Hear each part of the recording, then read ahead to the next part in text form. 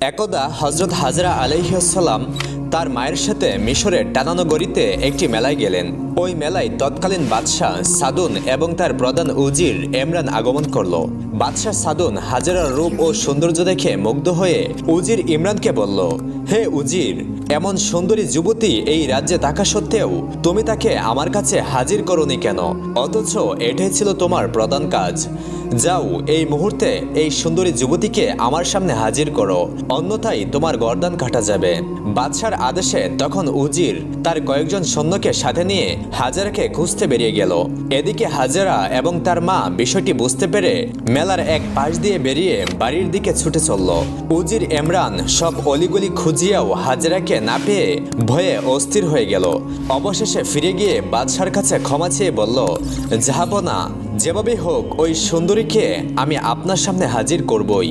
আজকের মতো আমার প্রাণ ভিক্ষা দিন, আমাকে একবার সুযোগ দিন। তখন বাদশাহ বলল, 7 দিনের মধ্যে যদি ওই সুন্দরী যুবতীকে আমার সামনে হাজির করতে ব্যর্থ হও, তাহলে তোমাকে মাটিতে গেড়ে পাথরের আঘাতে হত্যা করা হবে। এদিকে হাজেরা এবং তার মা তাদের ঘরে গিয়ে প্রবেশ করলেন। তখন হাজেরা কান্না বিজড়িত কণ্ঠে বললেন, আম্মাজান, আমার মনে হয় আমার জন্য এই ঘরে আর এক মুহূর্ত থাকা উচিত হবে না। বাদশার লোকজন হয়তো এক্ষুনি এখানে এসে পৌঁছে যাবে, তাই আমি এই রাতের অন্ধকারেই কোনো গভীর জঙ্গলে চলে যেতে চাই। আপনি আমার জন্য দোয়া করুন যেন আল্লাহ তাআলা আমার ইজ্জত রক্ষা করেন।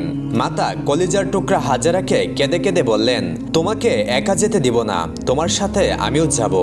তখন হাজারা বলল, মা, আমাকে বনে বনে দৌড়ে পালাতে হবে, আপনি দুর্বল শরীর নিয়ে দৌড়ে পালাতে পারবেন না, সুতরাং আমাকে আপনি বিদায় দিন, আমি সুযোগ পেলে এসে আপনাকে দেখে যাব। অতঃপর হাজেরা অত্যাচারী বাদশাহ সাদুনের ভয়ে রাতের বেলা নিজ গৃহ ত্যাগ করে গভীর জঙ্গলের পথে চলতে লাগলেন। কষ্টে তার বুক ফেটে যাচ্ছিল। এদিকে তার মা 2 রাকাত নামাজ পড়ে 2 হাত তুলে হাজেরার জন্য দোয়া করতেছিলেন। ইতিমধ্যে 3-4 জন লোক এসে উপস্থিত হলো এবং বাহির থেকে বলতে লাগলো, এই সুন্দরী হাজেরা, ঘরের বাইরে বেরিয়ে আসছো, আমরা বাদশাহর হুকুমে এসেছি, তোমাকে এখনই বাদশাহর দরবারে হাজির করতে হবে। অতঃপর সাড়া না পেয়ে তারা হঠাৎ করে ঘরের মধ্যে প্রবেশ করে বৃদ্ধাকে ধমক দিয়ে বলল, হাজেরা, তোমার কি হয়? সে এখন কোথায় আছে? তাকে বের করে দাও। তিনি বললেন, আমি হাজেরার মা, আমি জানি না হাজেরা এখন কোথায় আছে। তখন ইমরানের এক সঙ্গী বলল, তাকে উত্তম মাধ্যম দিলেই সব সত্য কথা বেরিয়ে আসবে। এই বলে চাবুক দিয়ে বৃদ্ধাকে আঘাত করতে লাগলো। তার শরীর ফেটে রক্ত পড়তে লাগলো। অতঃপর তাকে বাদশার কাছে নিয়ে গেল। বাদশাহ যখন শুনতে পেল যে হাজারার কোনো সন্ধান পাওয়া যায়নি, তখন সে আদেশ দিল, এই বৃদ্ধাকে কারাগারে বন্দি করে তার পানাহার বন্ধ করে দাও। যতক্ষণ সে তার কন্যা কোথায় আছে তা না বলবে, ততক্ষণ এভাবেই রেখে দাও। বাদশার আদেশে হাজারার মাকে কারাগারে বন্দি করা হলো। চাবুকের আঘাতের কারণে তার শরীর দিয়ে রক্তের স্রোত বয়ে যাচ্ছিল এবং রক্ত বমি হচ্ছিল, ফলে তিনি বেহুশ হয়ে সেখানেই মৃত্যুবরণ করলেন। এদিকে হাজেরা বাদশার ভয়ে গভীর জঙ্গলে লুকিয়ে রইলেন। এভাবে দিন অতিবাহিত হয়ে সন্ধ্যা হলো। অতঃপর রাত যখন একটু গভীর হলো, তখন হাজেরা লুকিয়ে লুকিয়ে নিজের বাড়িতে এসে উপস্থিত হলেন। এসে দেখেন ঘরের দরজা সম্পূর্ণ খোলা, ঘরের ভিতর কোনো আলো নেই। হাজেরা মা বলে ডেকে কোনো সাড়া পেলেন না। হাজেরা মাকে না পেয়ে এক প্রতিবেশীর বাড়িতে গিয়ে জিজ্ঞেস করলেন। তখন প্রতিবেশী বললেন, হাজেরা, তুমি এখানে কোথা থেকে এসেছো? বাদশাহ পুরস্কার ঘোষণা করেছে তোমাকে ধরার জন্য। আজ সকালে তোমার মাকে মারধর করে বাদশার লোকেরা গ্রেফতার করে নিয়ে গেছে। এই কথা শুনে হাজেরা চিৎকার দিয়ে কেঁদে উঠলেন। তখন প্রতিবেশী মহিলা বললেন, হাজেরা, তুমি একই করছো? গ্রামের লোকেরা একটু টের পেলেই তোমাকে ধরে নিয়ে বাদশার কাছে হাজির করবে। হাজেরা তখন চাপা কষ্ট বুকে দাফন করে চুপ হয়ে গেলেন। প্রতিবেশীর কাছে তার বৃদ্ধা মায়ের প্রতি অত্যাচারের কথা শুনে নিজের বিপদের কথা ভুলে গেলেন এবং তিনি বৃদ্ধা মাকে মুক্ত করার জন্য বাদশার কাছে যাওয়ার সিদ্ধান্ত নিলেন।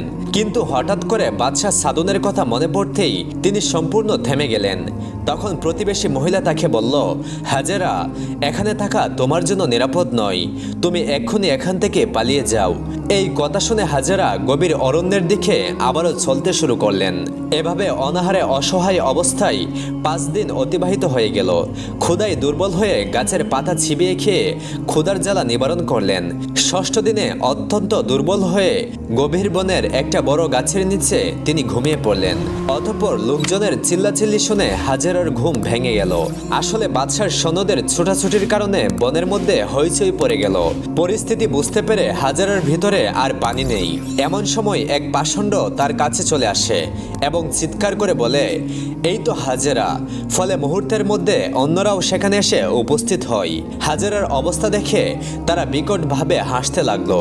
হাজেরা তখন ভয়ে বেকুল হয়ে দোয়া করলেন, হে আল্লাহ, হে দয়াময় প্রভু, তোমার এই দাসীর প্রতি নির্দয় হয়েও না। তুমি তো এই দাসীকে এত রূপ লাবণ্য সৌন্দর্য দান করেছ, আমাকে কলঙ্কিত করো না প্রভু। হাজেরার দোয়া আল্লাহ তাআলার দরবারে কবুল হয়ে গেল।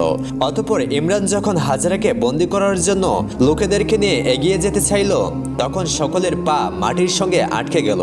ফলে হাজেরা সেখান থেকে চলে গেলেন। কিছুক্ষণের মধ্যেই তারা চলার শক্তি ফিরে পেল। তাই তারা হাজেরার পিছু পিছু চলতে লাগলো। হাজেরা জঙ্গল পেরিয়ে নীল নদের তীরে গিয়ে নদীতে ঝাঁপিয়ে পড়লেন। অতঃপর নীল নদের বিরাট এক ঢেউ এসে হাজেরাকে ভাসিয়ে নিয়ে গেল মাঝ নদীতে। ইমরান দলবল নিয়ে নদীর তীরে এসে দেখলো হাজেরা মাঝ নদীতে ঢেউয়ের মধ্যে হাবুডুবু কাটছে। তখন ইমরান বলল, তোমরা নদীতে ঝাঁপিয়ে পড়ো। তোমরা কি কাপুরুষ নাকি যে নদীর ঢেউ দেখে ভয় পাচ্ছ? হাজেরা একটি নারী হয়ে নদীতে ঝাঁপিয়ে পড়তে পারলো, আর তোমরা পুরুষ হয়েও সাহস পাচ্ছ না? এই মেয়েটিকে যদি ধরে নিয়ে না যেতে পারি তাহলে আমার গর্দান কাটা যাবে। তখন সৈন্যরা বলল, যে নারীর কাছে যেতে চাইলে পা অচল হয়ে যায়, যে নারী ভয়ঙ্কর ঢেউয়ের মধ্যে ঝাঁপিয়ে পড়তে পেরেছে, সেই নারী সাধারণ কোনো মানুষ নয়। এই বলে তারা সবাই চলে গেল। এবার ইমরান নদীর তীর দিয়ে একা একাই ছুটে চলল। কিছু দূর গিয়ে দেখতে পেল দুজন জেলে জ্ঞানহারা হাজেরাকে নিয়ে নদীর তীরে এসেছে। ইমরান তাদেরকে বলল, এই মেয়েটিকে বাদশার কাছে পৌঁছানোর আদেশ রয়েছে, তাই আমি যা বলি তোমরা তাই করবে। অতঃপর ইমরান জেলেদেরকে দিয়ে একটা পালকির ব্যবস্থা করে হাজেরাকে নিয়ে বাদশার কাছে রওনা হলো। অতঃপর বাদশাহ সাদুনের বিশেষ কারাগারে বেহুশ অবস্থায় হাজেরাকে রাখা হলো। সেখানে অতি সুন্দর বালাখানা, সোনার কাঠ পালং, মণিমুক্তার জারবাতি। সেখানকার প্রহরী সবাই নারী, কোনো পুরুষ সেখানে প্রবেশ করার সাহস পায় না, কারণ বাদশাহ সাদুন সুন্দরী যুবতীদেরকে সেখানে নিয়ে কামল আলসা পূর্ণ করে। হঠাৎ হাজেরার জ্ঞান ফিরে এলো। তিনি বললেন, আমি এখানে কেন? তখন একজন প্রহরী নারী এগিয়ে এসে বলল, মা, তোমার জন্য এই বালাখানা সাজানো হয়েছে, তুমি এখানে আরামে থাকবে। তখন হাজেরা বললেন, এটা কি বাদশাহ সাদুনের বালাখানা? সে বলল, জি হ্যাঁ, বাদশার আদেশেই তোমাকে এখানে আনা হয়েছে। আমরা সব দাসীরা তোমার সেবা যত্নে নিয়োজিত থাকব। তখন হাজেরা বললেন, আমাকে এখানে কেন আনা হয়েছে তা তো তোমরা নিশ্চয়ই জানো। দয়া করে আমাকে তোমরা এই বিপদ থেকে রক্ষা করো। তখন সে বলল, মা, আমরা তো বাদশার হুকুমের দাসী, আমাদের কিছুই করার নেই। হাজেরা কান্নাজড়িত কণ্ঠে বললেন, আর কিছু যদি নাই পারো তাহলে অন্তত আমাকে হত্যা করে ফেলো। ইতিমধ্যে একজন দাসী তার জন্য খাবার নিয়ে আসলো, কিন্তু তিনি খেলেন না। 2 চোখের অশ্রুতে ভাসতে লাগলেন এবং বললেন, তোমরা কি বলতে পারো 1 সপ্তাহ আগে বাদশার লোকেরা আমার মাকে ধরে নিয়ে এসেছিল, তিনি এখন কোথায় আছেন, কেমন আছেন? তখন একজন বলল, তুমি আগে খেয়ে নাও, তারপর তোমার মাকে খবর দেব। এই কথা শুনে হাজেরা বুঝে গেলেন যে তার মা আর বেঁচে নেই। তাই তিনি সেজদায় লুটিয়ে পড়ে কান্নায় কাতর হয়ে বললেন, হে আল্লাহ, হে দয়াময়, এই হতভাগিনীর কি অপরাধ ছিল? নিজের ইজ্জত বাঁচানোর জন্য কত বন জঙ্গলে ঘুরে বেড়ালাম, নীল নদে ঝাঁপ দিলাম, তবু তুমি এদের কবলেই আমাকে আবদ্ধ করলে। এমন সময় অদৃশ্য থেকে আওয়াজ এলো, হাজেরা, আমি আমার প্রিয় বান্দাবান্দিকে দুঃখ বিপদে ফেলে পরীক্ষা করে দেখি, তুমি ধৈর্য ধারণ করো। এই কথা শুনে হাজেরা বললেন, হে প্রভু, তোমার ইচ্ছাই তাহলে পূর্ণ হোক। এর মধ্যেই একজন দাসী এসে খবর দিল, মা, বাদশাহ আপনার সাথে সাক্ষাৎ করতে এসেছেন। এটা শুনে হাজেরা ঘৃণায় চোখ ফিরিয়ে নিলেন। তখন বাদশাহ সাদুন তার সামনে এসে বলল, কি হে সুন্দরী, আমাকে দেখে মুখ ফিরালে কেন? এখানে তুমি আর আমি ছাড়া আর তো কেউ নেই। আমাকে বরণ করে নিলেই তোমার ভালো হবে, আমি তোমার হয়ে যাব, আর এই ধনভাণ্ডার সবই তোমার হাতে তুলে দিব, এবং বালাখানার দাস দাসী সবাই তোমার সেবায় নিয়োজিত থাকবে। সুতরাং আমাকে বরণ করে নিয়ে আমার প্রেম লালসা মিঠাও। এটা শুনে ঘৃণায় হাজারার শরীর ফেটে যাচ্ছিল। তিনি একদম চুপচাপ রইলেন। সাদুন তাকে নীরব দেখে রাগ হয়ে বলল, এই সুন্দরী, তুমি আমাকে দুর্বল ভেবো না। জীবনে আমি হাজার হাজার নারীকে ভোগ করেছি। আমার কথায় রাজি না হলে আমি জোর করে তোমাকে ভোগ করে ছাড়বো। এবার হাজারা বুদ্ধি খাটালেন এবং বললেন, এত অধৈর্য হলে কেন? তুমি যদি আমাকে বেগম রূপে বরণ করো সেটা হবে আমার সৌভাগ্য। সে ব্যাপারে সিদ্ধান্ত নেওয়ার জন্য আমাকে একটু সময় দাও। সাদুন এই কথা শুনে খুশি হয়ে বলল, বেশ ভালো কথা, তুমি সুস্থ হয়ে আমাকে যে আদেশ দিবে আমি তাই পালন করব। এই বলে সাদুন রাজ দরবারে চলে গেল। কিছুদিন পর বাদশাহ আবার এসে বলল, কি হে সুন্দরী, তোমার মতামত এখনো কি ঠিক হয়নি? আমি যে আর ধৈর্য ধারণ করতে পারছি না। হাজারা বললেন, আমাকে আরো কিছুদিন সময় দিতে হবে। সাদুন বলল, তুমি কি আমার সঙ্গে চালাকি করছো? সাবধান, ভুল করো না। তুমি আমার হাত থেকে কিছুতেই রেহাই পাবে না। আমি আর 3 দিন সময় দিচ্ছি। এরপর তুমি রাজি না হলে আমি জোর করে তোমাকে ভোগ করব। এই কথা বলে বাদশাহ সাদুন সেখান থেকে চলে গেল। বিবি হাজরা আল্লাহ তাআলার দরবারে কেঁদে কেঁদে প্রার্থনা করতে লাগলেন, হে দয়াময় প্রভু, আমার দেহ, মন, মান, ইজ্জত সব তোমার হাতে ছেড়ে দিলাম। তুমি আমাকে হেফাজত করো। 3 দিন পর বাদশাহ মদ পান করে হাজরার নিকট গিয়ে তাকে ধরার জন্য হাত বাড়ালো। হাজরা চিৎকার করে বলে উঠেন, হে প্রভু, আমাকে রক্ষা করো। এই বলে হাজরা কক্ষের এক কোণে ঝাঁপিয়ে পড়লেন। ফলে অল্পের জন্য বাদশাহ তাকে ধরতে পারল না। এরই মধ্যে বাদশাহ সাদুনের 2 চোখের ভিতরে ভীষণ যন্ত্রণা শুরু হলো। এমনকি অল্প সময়ের মধ্যেই সে অন্ধ হয়ে গেল। তার চিৎকার শুনে সবাই তাকে দরাদরি করে প্রধান বেগমের কক্ষে নিয়ে গেল, কিন্তু কোনো লাভ হয়নি। তার 2 চক্ষু একেবারেই অন্ধ হয়ে গেল। ফলে বিবি হাজরা তার হাত থেকে রক্ষা পেয়ে গেল। কিছুদিন অতিবাহিত হওয়ার পর একদিন বাদশাহ হাজারার কাছে এসে কাকুতি মিনতি করে বলল, হে পূর্ণবর্তী রমণী, তোমার সঙ্গে আমি যে অন্যায় আচরণ করেছি সেজন্য আমাকে ক্ষমা করে দাও, আর আমার জন্য আল্লাহর কাছে দোয়া করো তিনি যেন আমার চোখের আলো ফিরিয়ে দেন। বাদশাহ এভাবে বারবার কান্নাকাটি করায় বিবি হাজেরা আল্লাহর কাছে তার জন্য দোয়া করলেন। ফলে বাদশার একটি চক্ষু ভালো হয়ে গেল। ভালো হওয়ার পর বাদশাহ ভয়ে আর বিবি হাজেরার প্রতি অসৎ খেয়াল করেননি। কিন্তু সে পুনরায় উজির ইমরানকে হুকুম দিয়ে বলল, তুমি নিত্য নতুন সুন্দরী যুবতীদেরকে আমার সামনে এনে হাজির করবে, আর বিবাহিতা নারীদের স্বামীদেরকে হত্যা করে তাদের স্ত্রীদেরকে ধরে আনবে। অন্যদিকে আল্লাহ রাব্বুল আলামিন হযরত ইব্রাহিম আলাইহিস সালামকে বললেন, হে ইব্রাহিম, তুমি সিরিয়ার পথে যাত্রা করো। আল্লাহ রাব্বুল আলামিনের আদেশ পেয়ে হযরত ইব্রাহিম আলাইহিস সালাম সিরিয়ার পথে যাত্রা করলেন। একাধারে পথ চলতে চলতে নমরুদের রাজ্যের সীমানা অতিক্রম করে অন্য একটি রাজ্যে প্রবেশ করলেন তিনি। যখন তিনি খাজানা নয় অজানা নামক স্থানে পৌঁছালেন, দলে দলে মানুষ উত্তম পোশাক পরিধান করে একই দিকে ছুটে চলেছে। এমন দৃশ্য দেখে হযরত ইব্রাহিম আলাইহিস সালামের মনে এই ঘটনা জানার জন্য কৌতূহল তৈরি হলো। তখন তিনি একজনকে জিজ্ঞাসা করলেন, হে ভাই, দলে দলে মানুষ এত সুন্দর পোশাক পরে কোথায় যাচ্ছে? ইব্রাহিম আলাইহিস সালামের কথা শুনে উক্ত ব্যক্তি বলল, আজ 7 দিন যাবৎ এই রাজ্যের বাদশার একমাত্র কন্যা সারা খাতুন নিজের পছন্দ মতো বর নির্বাচন করার উদ্দেশ্যে দেশবাসীকে এক সবাই উপস্থিত হওয়ার জন্য আহ্বান জানিয়েছেন। সেই মর্মে হাজার হাজার মানুষ সুসজ্জিত বেশে রাজদরবারে উপস্থিত হচ্ছেন। কিন্তু এখন পর্যন্ত রাজকন্যা কাউকেই পছন্দ করেননি। যতদিন পর্যন্ত সে বর পছন্দ না করবে ততদিন পর্যন্ত এভাবেই বৈঠক অনুষ্ঠিত হতে থাকবে। অতঃপর হযরত ইব্রাহিম আলাইহিস সালাম এই কথা শুনে ওই বৈঠকে উপস্থিত হওয়ার জন্য ইচ্ছা পোষণ করলেন।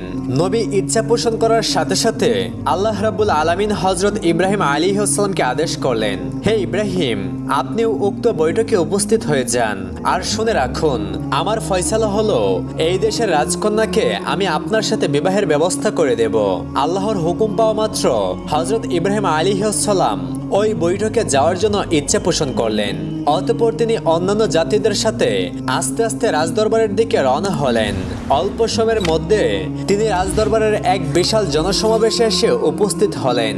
উপস্থিত হওয়ার পর হযরত ইব্রাহিম আলাইহিস সালাম লক্ষ্য করে দেখলেন উক্ত বৈঠকে এত পরিমাণ লোক উপস্থিত হয়েছে যে সামনের আসন তো দূরের কথা, মাঝখানেও ফাঁকা জায়গা বাকি নেই। তখন হযরত ইব্রাহিম আলাইহিস সালাম উক্ত মজলিসের একেবারে পিছনে গিয়ে অবস্থান করলেন। কোন কোন রিওয়ায়েতে এইভাবে বর্ণিত হয়েছে যে হযরত ইব্রাহিম আলাইহিস সালাম তখন উক্ত মজলিসে জায়গা না পাওয়ার কারণে তিনি একটি খেজুর গাছের নিচে গিয়ে আশ্রয় গ্রহণ করলেন।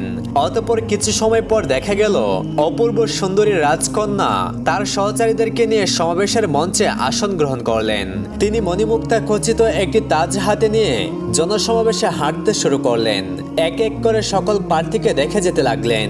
এভাবেই সমাবেশের সকল মানুষের লাইন পাড়ি দিয়ে একেবারে শেষ প্রান্তে এসে উপস্থিত হলেন তিনি। এরপর হঠাৎ করে রাজকন্যার দৃষ্টি নিপতিত হলো হযরত ইব্রাহিম আলাইহিস সালামের দিকে। কেননা হযরত ইব্রাহিম আলাইহিস সালামের কপালে ছিল নূরে মুহাম্মাদি সাল্লাল্লাহু আলাইহি ওয়াসাল্লাম। সেই নূরের আলোতে সমাবেশের সকল জায়গা যেন ঝলমল করছিল, যার ফলে রাজকন্যার দৃষ্টি পুরো সমাবেশে কারো উপরে নিপতিত হয়নি, শুধুমাত্র হযরত ইব্রাহিম আলাইহিস সালামের দিকেই তার দৃষ্টি পতিত হয়ে যায়। এরপর রাজকন্যা আস্তে আস্তে হযরত ইব্রাহিম আলাইহিস সালামের সামনে গিয়ে উপস্থিত হলেন। ইব্রাহিম আলাইহিস সালামের কপালে যে নূর ছিল সেই নূরের উজ্জ্বলতায় রাজকন্যা আকৃষ্ট হয়ে গেলেন এবং এক নাগারে বেশ কিছু সময় হযরত ইব্রাহিম আলাইহিস সালামের দিকে তাকিয়ে রইলেন। অতঃপর রাজকন্যা মণিমুক্তা খচিত তাজটি হযরত ইব্রাহিম আলাইহিস সালামের মাথায় পরিয়ে দিলেন। রাজকন্যা যখন মণিমুক্তা খচিত তাজটি হযরত ইব্রাহিম আলাইহিস সালামের মাথায় পরিয়ে দিয়েছিলেন তখন সাথে সাথেই পুরো মজলিসের মধ্যে হাততালি দেওয়া শুরু হলো। অতঃপর সহচারীগণ ও প্রহরীরা এসে হযরত ইব্রাহিম আলাইহিস সালামকে তুলে নিয়ে গেল এবং রাজকন্যার আদেশে তাকে উত্তম রূপে গোসল করানোর জন্য একটি রুমে নিয়ে গেল। এরপর রাজদরবারের কিছু সংখ্যক কর্মকর্তা রাজার কাছে সংবাদ পৌঁছালো যে তার একমাত্র কন্যা বিবি সারা বর পছন্দ করেছেন। এই কথা শুনে রাজা অত্যন্ত আনন্দিত হয়ে গেলেন এবং তিনি ঘোষণা করলেন অল্প সময়ের মধ্যেই রাজকন্যার বিবাহ সম্পূর্ণ করা হবে। অতঃপর রাজা রাজদরবারের সকলকে উপস্থিত হওয়ার জন্য দাওয়াত দেওয়ার আদেশ প্রদান করলেন। রাজার হুকুম পাওয়া মাত্র রাজদরবারের লোকজন দেশের সর্বত্র গিয়ে হযরত ইব্রাহিম আলাইহিস সালাম ও বিবি সারার বিয়ের দাওয়াত পৌঁছে দিলেন। এরপর নির্দিষ্ট দিনে রাজদরবার লোকালয় হয়ে উঠল। গায়ক, বাদক, বাইজি ও খাদ্য প্রদানকারী সকলে ব্যস্ততার সাথে রাজদরবারে হাজির হয়ে গেল। মহা ধুমধামের সাথে সকল প্রস্তুতি তারা গ্রহণ করলো। অতঃপর হযরত ইব্রাহিম আলাইহিস সালামকে রাজকীয় পোশাক পরিচ্ছদে সজ্জিত করা হলো। আল্লাহর নবী হযরত ইব্রাহিম আলাইহিস সালাম সেই সময়কার সকল লোকেদের চেয়ে সুন্দর চেহারার মানুষ ছিলেন। তার পাশাপাশি রাজকীয় পোশাকে যখন তাকে সজ্জিত করা হলো তখন তার সৌন্দর্য আরো বহুগুণে বেড়ে গেল। তাকে দেখে যেন মনে হতে লাগলো আকাশ থেকে ফেরেশতা নেমে এসেছে। মানুষ ধারণা করতে লাগলো এত রূপ কোনো মানুষের কখনোই থাকা সম্ভব নয়, যার কারণে সকলেই বলাবলি করতে বাধ্য হলো রাজকন্যা সারা তার জন্য যথাযথ যোগ্য বর পছন্দ করতে সক্ষম হয়েছেন। ইতিমধ্যে রাজা তার কন্যা ও সুন্দর দুলহাকে একটি মণিমুক্তা খচিত সিংহাসনে আরোহণ করলেন। উপস্থিত সকলেই তাদেরকে অভিবাদন জানালেন। এরপর উপস্থিত জনগণ আনন্দ ফুর্তিতে সমস্ত মঞ্চকে কাঁপিয়ে তুলল। আনন্দ ফুর্তি যখন শেষ হলো এরপর রাজার আদেশ অনুসারে একজন ইসলাম গ্রহণকারী ধর্মযাজককে ডেকে হযরত ইব্রাহিম আলাইহিস সালাম ও বিবি সারার মধ্যে বিবাহের কাজ সম্পূর্ণ করা হলো। এভাবেই এক মহা জুলুসের মাধ্যমে রাজকন্যা ও হযরত ইব্রাহিম আলাইহিস সালামের বিবাহের কাজ সম্পূর্ণ করা হলো। হযরত ইব্রাহিম আলাইহিস সালাম রাজকন্যার বর হিসেবে সমগ্র রাজ্যে বিরাট সম্মানের অধিকারী হলেন এবং আরাম আয়েশের মধ্যে জীবনযাপন করতে লাগলেন। চাকর নাকর, দাস দাসী সর্বদা তার পেছনে হুকুমের জন্য দণ্ডায়মান হয়ে থাকত। এভাবে হযরত ইব্রাহিম আলাইহিস সালাম উক্ত রাজ্যে কিছুদিন অবস্থান করলেন। অতঃপর একদিন আল্লাহ রাব্বুল আলামিনের পক্ষ থেকে হযরত জিবরাইল আলাইহিস সালাম এসে নবী ইব্রাহিম আলাইহিস সালামকে সংবাদ দিলেন, হে আল্লাহর নবী ইব্রাহিম, আল্লাহ রাব্বুল আলামিন আপনাকে সিরিয়ার পথে যাত্রা করার জন্য নির্দেশ দিয়েছেন। ইব্রাহিম আলাইহিস সালাম যখন জিবরাইল আলাইহিস সালামের মুখে ওহীর আওয়াজ শুনলেন তখন তিনি নবুয়তের দাবি পালন করার উদ্দেশ্যে উদ্গ্রীব হয়ে উঠলেন। অতঃপর তিনি তার শ্বশুর রাজার কাছে গিয়ে উপস্থিত হলেন এবং তিনি রাজাকে সমস্ত ঘটনা খুলে বললেন। তিনি বললেন, আমি সাধারণ কোনো মানুষ নই, আমি এক আল্লাহ তাআলার পক্ষ থেকে প্রেরিত একজন নবী। অতএব এভাবে আরাম আয়েশের মধ্যে জীবনযাপন করা এটা আমার উদ্দেশ্য নয়। আমার কাজ হচ্ছে পথভোলা মানুষদেরকে আল্লাহর দিকে আহ্বান করা। আল্লাহ রাব্বুল আলামিন আমাকে আদেশ করেছেন আমি যেন এখান থেকে সিরিয়ার পথে যাত্রা করি। হযরত ইব্রাহিম আলাইহিস সালামের মুখে রাজা এসব কথা শুনে অত্যন্ত খুশি হলেন। রাজার অনুমতি লাভের পরে হযরত ইব্রাহিম আলাইহিস সালাম নিজ স্ত্রী ও দুইজন প্রহরী নিয়ে সিরিয়ার পথে যাত্রা করলেন। গ্রামের পর গ্রাম, লোকালয়ের পর লোকালয় অতিক্রম করে আস্তে আস্তে সিরিয়ার পথে যাত্রা করছিলেন। অতঃপর একদিন এক রাত পরে যখন তারা মিশরের সীমানায় গিয়ে পৌঁছালেন তখন তাদের সাথে গতিপথের লোকেদের সাক্ষাৎ হলো। তারা হযরত ইব্রাহিম আলাইহিস সালামের পরিচয় ও গন্তব্য সম্পর্কে অবগত হওয়ার পরে বলে উঠল, মিশরের রাজা চরিত্রহীন এবং কামুক শ্রেণীর একজন মানুষ। তার পাশাপাশি সে অত্যন্ত জালিম। সে সকল রাস্তায় স্থানে স্থানে লোক মোতায়েন করে রেখেছে। কোনো মানুষ ধন সম্পদ নিয়ে সে রাস্তায় যাতায়াত করলে জোর করে সেটা ছিনিয়ে নিয়ে যায় এবং সুন্দরী রমণী দেখলে তাকে অপহরণ করে নেয় এবং তাকে রাজার উপভোগের জন্য বহিরাঙ্গনায় নিয়ে যেতে বাধ্য করা হয়। অতএব আপনারা আপনাদের গন্তব্যকে পরিবর্তন করুন এবং মিশরে প্রবেশ না করে অন্য পথের দিকে যান। হযরত ইব্রাহিম আলাইহিস সালাম লোকগুলোর কথা শুনে খুবই চিন্তিত হয়ে পড়লেন। অতঃপর তিনি আল্লাহর দরবারে ফরিয়াদ জানালেন, হে আমার মাবুদ, আমি এখন কি করব?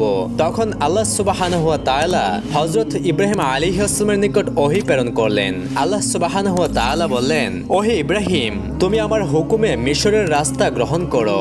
অতঃপর হযরত ইব্রাহিম আলাইহিস সালাম মিশরের রাস্তায় যাত্রা শুরু করলেন, কেননা সিরিয়ায় পৌঁছানোর জন্য অন্য কোনো রাস্তা তখন ছিল না। সিরিয়া যেতে হলে অবশ্যই মিশরের উপর দিয়ে যেতে হতো। হযরত ইব্রাহিম আলাইহিস সালাম আল্লাহ তাআলার পক্ষ থেকে আদেশ পাওয়ার পর মিশরের পথে রওনা দিলেন। কিছুক্ষণ পথ অতিক্রম করার পরে হযরত ইব্রাহিম আলাইহিস সালাম একটি কৌশল অবলম্বন করলেন। তিনি যেহেতু জানতে পারলেন যে মিশরের রাজা অত্যন্ত দুশ্চরিত্রবান এবং মিশরের লোকজন খুবই লুটতরাজ, এই কথা শুনে তিনি তার স্ত্রীকে নিয়ে চিন্তিত হয়ে পড়লেন, কারণ বাদশার সৈন্যরা দেখে ফেললে মহা বিপদ হয়ে যাবে। অবশেষে ইব্রাহিম আলাইহিস সালাম একটি সিন্ধুকে বিবি সারাকে প্রবেশ করিয়ে সিন্ধুকটি উটের পিঠে বসিয়ে চলতে লাগলেন। অতঃপর রাস্তায় বাদশার প্রহরীরা ইব্রাহিম আলাইহিস সালামের গতিরোধ করে বলল, তুমি তোমার সিন্ধুক খোলো। ইব্রাহিম আলাইহিস সালাম বললেন, সিন্ধুকটি খুলতে আমার অসুবিধা রয়েছে, তোমরা এর ওজন পরিমাপ করো, ওজন অনুসারে আমি টাকা দিয়ে দেব। কিন্তু প্রহরীরা এই প্রস্তাব মানতে নারাজ। তারা কথার কাটাকাটি করে নিজেরাই সিন্ধুকের ডালা খুলে আশ্চর্য হয়ে গেল। তারা দেখলো এক পরমাণু সুন্দরী যুবতী। তখন ইব্রাহিম আলাইহিস সালাম আল্লাহ তাআলার দরবারে বললেন, হে আল্লাহ, তুমি আমার স্ত্রী সারার মান ইজ্জত হেফাজত করো আর বাদশাহ সাদুনকে তুমি হেদায়েত করো। অতঃপর প্রহরীগণ তাদেরকে নিয়ে রাজদরবারে হাজির হলো। বাদশাহ ইব্রাহিম আলাইহিস সালামকে জিজ্ঞেস করলো, এই সুন্দরী তোমার কি হয়? ইব্রাহিম আলাইহিস সালাম বললেন, সে আমার ছোট বোন, কারণ স্বামীর পরিচয় দিলে তাকে হত্যা করা হতো, তাই তাওরিয়া করে বোন বললেন। যাই হোক, এটা শুনে বাদশাহ বলল, তোমার বোনকে আমার নিকট সুপুর্দ করো। তা শুনে ইব্রাহিম আলাইহিস সালাম বললেন, সে সাবালিকা মেয়ে, সে নিজের মালিক নিজেই, সুতরাং তার কাছে জিজ্ঞেস করো। বাদশাহ সাদুন তখন কোতোয়ালকে আদেশ করলো, এই পুরুষটাকে কারাগারে বন্দি করে রাখো আর মহিলাটাকে আমার ক্রমোদ্গরে রেখে দাও। অতঃপর নির্দেশ মোতাবেক তাই করা হলো। কিছুক্ষণ পর সাদুন বাদশাহ বিবি সারার নিকট এসে বলল, হে সুন্দরী, তুমি কি আমার প্রস্তাবে রাজি আছো? তখন বিবি সারা আলাইহিস সালাম কোনো জবাব না দিয়ে এক মনে আল্লাহ তাআলার জিকির করতে লাগলেন। সাদুন পুনরায় বলল, তুমি উত্তর দাও আর নাই দাও, তাতে আমার কিছুই যায় আসে না, আমি তোমাকে ভোগ করেই ছাড়বো। এইবার সারা আলাইহিস সালাম বললেন, তুমি কার সঙ্গে কি বলছো? তোমার কি আল্লাহর ভয় নেই? সাদুন অট্ট হাসি হেসে বলল, আমি কাউকে ভয় করি না। এই কথা বলে সে সারা বিবির দিকে এগিয়ে চলল, কিন্তু একই পা দুটি আর নাড়াতে পারছে না, মাটির সঙ্গে যেন আটকে গিয়েছে। তখন বাদশাহ চিৎকার দিয়ে বলল, তুমি আমাকে জাদু করেছো, তোমার চালাকির ফল দেখাচ্ছি। এই বলে তার সমস্ত শক্তি দিয়ে ঝাঁপিয়ে তার কামবাসনা চরিতার্থ করতে চাইল, কিন্তু অপর হয়ে পড়ে তার কপাল ফেটে গেল এবং তার ভালো চোখটির দৃষ্টিশক্তি আবারও হারিয়ে গেল। পুনরায় সে অন্ধ হয়ে গেল। এবার বাদশাহ বলে উঠল, তুমি আমার চোখের উপর জাদু করেছো, তুমি আমার কারাগারে বন্দী, আজ হোক বা কাল তুমি আমার হাতে ধরা পড়বেই। তখন বিবি সারা আলাইহিস সালাম বললেন, আমি জাদুকারিনী নই, আমি ইব্রাহিম আলাইহিস সালামের অর্ধাঙ্গিনী। তুমি আল্লাহর নবীকে কারাগারে বন্দী করে তার সঙ্গে খারাপ ব্যবহার করেছো, তোমার কঠোর শাস্তি ভোগ করতে হবে।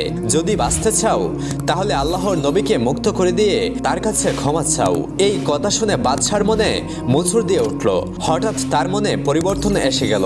অতঃপর বাদশা সাদুন হযরত ইব্রাহিম আলাইহিস সালাম এবং বিবি সারাকে মুক্ত করে দিলেন। হযরত ইব্রাহিম আলাইহিস সালাম মুক্তি পেয়ে বাদশা সাদুনকে জিজ্ঞেস করলেন, হে বাদশা, তোমার এই অবস্থা কেন? সাদুন তখন কান্না বিজড়িত কণ্ঠে বলতে লাগলো, আমি না বুঝে আপনাদের সাথে অন্যায় করেছি, আপনারা আমাকে ক্ষমা করে দিন। আমি সারাটি জীবন অন্যায় করেছি, আল্লাহর কাছেও ক্ষমা চাইতে আমার সাহস হয় না। আমি কিভাবে মুক্তি পেতে পারি?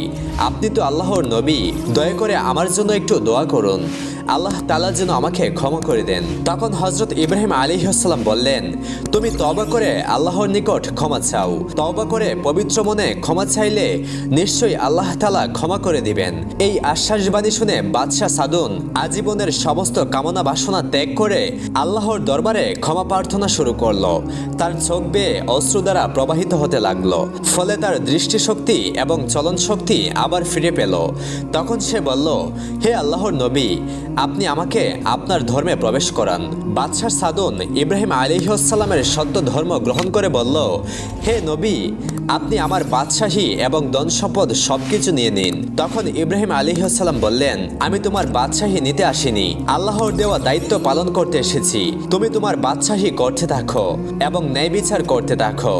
বাদশাহ ইব্রাহিম আলাইহিস সালামকে বলল, আপনি আপনার স্ত্রী সহ আমার এই রাজপুরীতে বসবাস করুন। ইব্রাহিম আলাইহিস সালাম বললেন, আল্লাহ তাআলা আমাকে এক জায়গায় বসে আরামের সময় কাটানোর জন্য দুনিয়াতে পাঠাননি, মানুষকে সঠিক পথ দেখানোর জন্য আমাকে পাঠিয়েছেন, তাই এখানে থাকা আমার পক্ষে সম্ভব নয়। এবার বাদশা সাদুন ইব্রাহিম আলাইহিস সালামকে বললেন, হুজুর, আমি মিশরের হাজরা নামক এক সুন্দরীকে দেখে তার রূপের নেশায় পাগল হয়ে তাকে ধরে এনে আমার কারাগারে বন্দী করেছিলাম। আমি তাকে ভোগ করার চেষ্টা করতে গিয়ে আমার দৃষ্টিশক্তি হারিয়ে ফেলি। আমি অসংখ্য নারী দেখেছি, কিন্তু মাত্র 2 জন সতী নারী আমাকে মুগ্ধ করেছে। একজন আপনার স্ত্রী বিবি সারা, অপরজন বিবি হাজেরা। বর্তমানে তিনি আমার কারাগারে বন্দী আছেন। তাকে বন্দী রেখে তার মূল্যবান জীবন নষ্ট করার কোনো মানে হয় না। এখন আমি কি করব? কার হাতে তার মতো পবিত্র নারীকে সুপর্দ করব? এখন আপনার মতো মহামানবকে পেয়ে আমি এই সমস্যা থেকে মুক্তি পেতে চাই। আপনি হাজেরার দায়িত্ব গ্রহণ করুন। ইব্রাহিম আলাইহিস সালাম একটি অপরিচিত যুবতীর দায়িত্ব নিতে তেমন আগ্রহী ছিলেন না, তাই তিনি কোনো জবাব দিচ্ছিলেন না। এমন সময় বিবি সারা আলাইহিস সালাম বলে উঠলেন, হাজেরার দায়িত্ব আমি নিজেই নিলাম, তুমি তাকে মুক্ত করে দাও। অতঃপর হযরত ইব্রাহিম আলাইহিস সালাম বিবি সারা এবং হাজেরাকে নিয়ে জেরুজালেমের দিকে রওনা করলেন। প্রিয় বন্ধুগণ, আজকের মতো এই পর্যন্তই। ভিডিওটি ভালো লাগলে লাইক দিন এবং এই ভিডিওর দ্বিতীয় পর্ব দেখতে চাইলে কমেন্ট বক্সে জানিয়ে দিন। আমরা খুব শীঘ্রই এই ভিডিওর দ্বিতীয় পর্ব আপনাদের সামনে উপস্থাপন করব ইনশাআল্লাহ।